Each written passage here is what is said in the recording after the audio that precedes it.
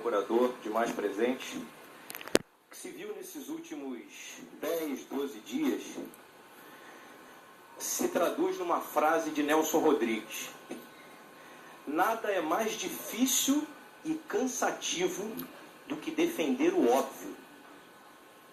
Sinceramente, senhores auditores, vossas excelências devem estar estafados, e eu assim estou, de ter que defender o óbvio, de ter que ter advogado contra ilustres advogados e competentíssimos advogados, e ter que ter advogado contra 150 milhões de pessoas induzidas por meia dúzia de irresponsáveis que queriam impedir e constranger o Fluminense de defender os seus direitos nessa casa, como eu particularmente faço há 15 anos. Como querem compelir e constranger vossas excelências a darem uma decisão contrária às regras previstas e previamente assinadas pelo Fluminense, pela Portuguesa, pelo Flamengo. Se inverteu a ordem das coisas. Vejam a moralidade da Portuguesa. Para a Portuguesa, moralidade é 37 rodadas valerem igual e só uma ser diferente, porque beneficia. É um princípio moral que eu acho que eu vou ensinar a minha filha em casa. Olha, filha, o dia que você se inscrever para fazer o vestibular, mesmo que você não tenha os documentos e que esteja apta a participar, você vai lá e faz a prova. Porque tem que valer o resultado de campo. Você fez uma prova melhor do que o outro, apesar de descumprir as regras que te credenciavam a fazer a prova, você tem que ficar na frente. Você não pode ser desclassificado. Vejam, Vossa Excelência, que a Portuguesa já mudou de tese 19 vezes desde o primeiro dia. Eles atacaram o advogado, aí devem ter percebido que iam receber uma ação civil do advogado monstruosa, porque denegriram a imagem de um profissional diante de todo o país. Aí mudaram para o BID de competições e suspensões. E aí falam do BID, mas não leem o artigo. Fazem cortina de fumaça. Porque querem o quê? Que saia daqui de trás, e eles estão trabalhando e não são do nosso ramo, uma notinha dizendo: o BID de suspensões, CBF autorizou a Portuguesa. Meu Deus! Eles estavam defendendo aqui agora há pouco a hierarquia das normas. Que hierarquia é essa? Que um BID de competição, que não vale de nada, vale mais do que a lei. Eles estão dizendo, estavam aqui defendendo a moralidade, a grande moralidade, mas a rodada deles tem que valer menos do que as outras, mas isso é um princípio moral e isonômico, né? É um princípio moral e isonômico, principalmente em relação ao Fluminense, por exemplo, que teve aqui um julgamento numa sexta-feira do atleta Felipe, duas partidas, é igual, 243, de classificar 258, e aí dizem para a imprensa que esta casa não atende depois que acaba o julgamento. É mentira! Eu trouxe o recurso pronto com pedido de efeito suspensivo, o doutor Arruda me atendeu 10 horas da noite na sexta-feira e me negou o efeito suspensivo. E eu aceitei a decisão, porque eu cumpro as decisões dessa casa. Me negou e ainda colocou no voto. Entendo que o Fluminense esteja lutando contra o rebaixamento, mas entendo que o atleta foi penalizado, deve continuar penalizado e não deve atuar no Fla-Flu. E o Felipe não atuou no Fla-Flu de domingo. E nós perdemos o jogo. Mas não, aquela rodada valia muito mais ou muito menos do que a última. Olha a inverdade. Se pegar todas as matérias jornalísticas da véspera, por que a CBF marcou os jogos no domingo no mesmo horário? Porque a Portuguesa precisava de um ponto. Ah, mas o atleta não é um atleta de qualidade. Além de desqualificar o atleta, que não veio aqui, além de desqualificar o atleta, esquece da história do futebol. O Vasco foi campeão em 1988 contra o Flamengo, o Cocada entrou aos 41 minutos, fez um gol aos 43 e foi expulso aos 44. Com todo respeito.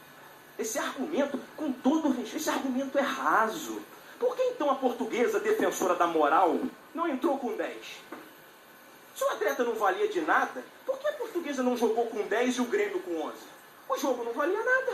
A Portuguesa devia ter dado uma nota oficial no vestiário dizendo: olha, nós temos um atleta que a gente não sabe se foi julgado, Aí é o seguinte, como o jogo não vale nada e nós temos uma moral acima dos outros clubes, nós vamos jogar aqui com 10.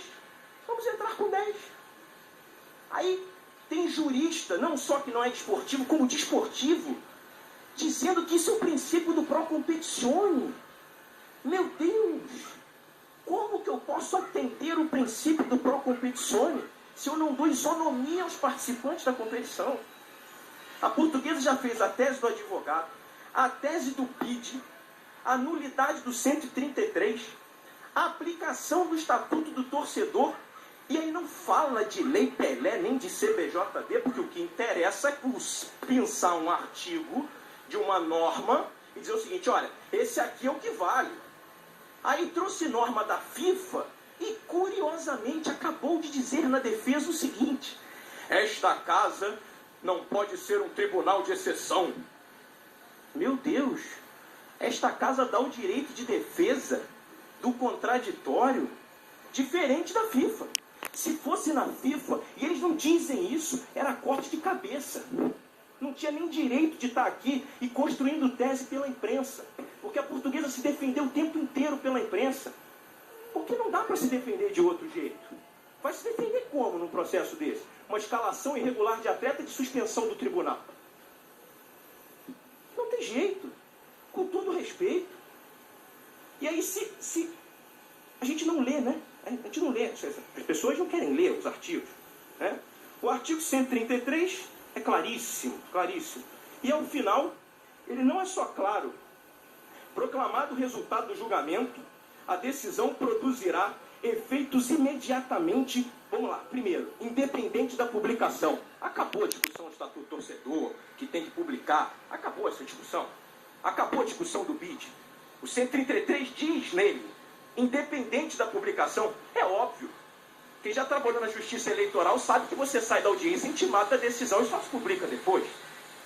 Imagine o tribunal do júri, um sujeito condenado por homicídio triplamente qualificado numa sexta-feira, você diz para ele, olha, vai para casa, espera a publicação da decisão, ele vai fugir. É nesse princípio que está baseado o 133. Porque senão não tem razão de existir o tribunal, nem o regulamento, nem o código. Se o atleta que é suspenso numa quinta, numa sexta, na segunda, na quarta, não cumpre no jogo do dia seguinte, por que a gente está aqui? Ué, não tem necessidade de estarmos aqui. Aí o 133 segue dizendo que independe da presença do advogado. Mas o advogado estava aqui. E o advogado interno da Portuguesa prestou depoimento aqui em primeira instância. Aí hoje eles não falam mais do advogado como informante. E disse aqui, não, doutor Sestário sempre foi muito competente, trabalhou para nós durante 9 anos, eu trabalho há 11 na Portuguesa e as comunicações sempre foram por telefone. Ele disse aqui em depoimento, foi a Portuguesa que trouxe, não fui eu. Aí o 133 diz lá, independente da publicação, da presença das partes ou de seus procuradores. Ou seja, a Portuguesa cumpriu o 133 todinho. Ela foi intimada, mandou advogado. O advogado ligou, porque o advogado interno disse que ele ligou para falar do efeito suspensivo do Gilberto. Está nos autos. Aí esqueceu do Everton. Esqueceram do Everton. E aí um jogo que não valia nada, eles colocaram. Bota lá, não vamos conferir. Querem empurrar a conta para a CBF. Imaginem, vossas excelências, se essa responsabilidade hoje nesse processo fosse da CBF. Estava toda a opinião pública dizendo que, de propósito, a CBF não avisou a Portuguesa para ajudar o Fluminense ou o Flamengo ou o Vasco. É por isso que a responsabilidade não é do terceiro, é do clube. Imaginem se amanhã um atleta meu chega na beira do campo e eu tenho a determinação, a CBF disse que ele não pode jogar, mas eu que leio o regulamento entendo que pode. A decisão é minha se eu voto ou não. A decisão é minha. Se vou aqui pedir um mandado de garantia porque a CBF está me negando, tinha todos os instrumentos. Todo mundo tinha todos os instrumentos. Aí passamos ao 214, porque muito está se falando de resultado de campo. Não temos que manter o resultado de campo. Resultado de campo é bonito, assim, falado é muito bonito. Eu acho que estou bem assim, esses dias eu estou achando uma beleza muito grande nessas discussões. Temos que manter o resultado de campo. O artigo 214, no seu caput, mantém o resultado de campo para fins estatísticos. Porque, diferentemente do que entende a defesa da Portuguesa, a regra é inteligente. A regra diz o seguinte: eu te puno, mesmo se você perder o jogo, Para você, como o critério é subjetivo, óbvio que nós não temos como analisar boa-fé e má-fé nessa situação. Ela não dá nem para... Mais 2 minutos. Tá bom, senhor. Não temos nem como discutir isso.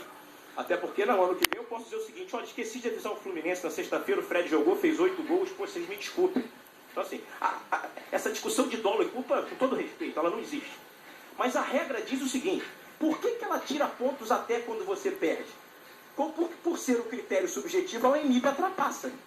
Ela diz o seguinte: olha, você não pode escalar um jogador irregular e dizer o seguinte: vamos ver se o crime compensa.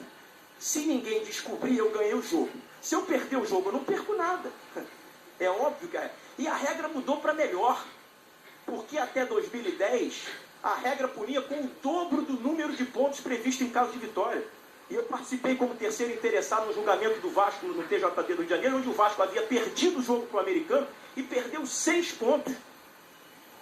E ficou fora daquele campeonato por isso. Como Goitacás nessa casa esse ano também. E aí, senhor presidente, para encerrar, prometo que vou encerrar, se ultrapassar os 2 minutos, eu devolvo na sustentação do processo do Flamengo, prometo. Eu li um livro quando era criança, foi minha mãe que me deu, O Pequeno Príncipe, de Saint-Exupéry, que esse ano faz 70 anos. O Pequeno Príncipe faz 70 anos esse ano. E quando ele chega no 5º planeta, ele indaga a um sujeito que acende e apaga um lampião nesse planeta. O planeta só tinha um sujeito que acendia e apagava um lampião. E ele diz: bom dia, por que acaba de apagar teu lampião? E responde o acendedor: é o regulamento. Bom dia, responde o acendedor do lampião. E o Pequeno Príncipe pergunta para ele: qual é o regulamento? É apagar o lampião. Boa noite. E tornou a acender. Mas por que acaba de acendê-lo novamente? É o regulamento, respondeu o acendedor. Eu não compreendo, disse o príncipe. Não é para compreender, Pequeno Príncipe. Regulamento é regulamento. Bom dia. Então, senhores, o Fluminense quer que se cumpra o regulamento assinado pela Portuguesa e por todos os clubes. Muito obrigado. Com a palavra, doutor Michel.